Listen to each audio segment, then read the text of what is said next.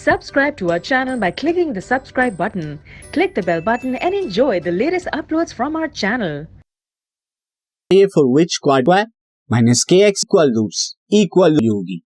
तो quadratic equation देख लीजिए, क्लियर करें तो हमें क्या मिलेगा, we have to x square का कोफिशिएंट माइनस के है। क्या होता है, फॉर इक्वल जानते हैं कि दो रेसी यानी कि डिस्क ये जीरो के इक्वल यहाँ पे रख दीजिए, बी माइनस के का होल स्क्वायर 2 इंटू के टू 0, तो क्या आ गया 8 के इक्वल टू 0 से आप के अगर कॉमन ले -8 मिलेगा। तो अब या फिर के -0 है और यहाँ से के, तो आपको दो यहाँ पर के 0 है या फिर को फाइंड आउट करना।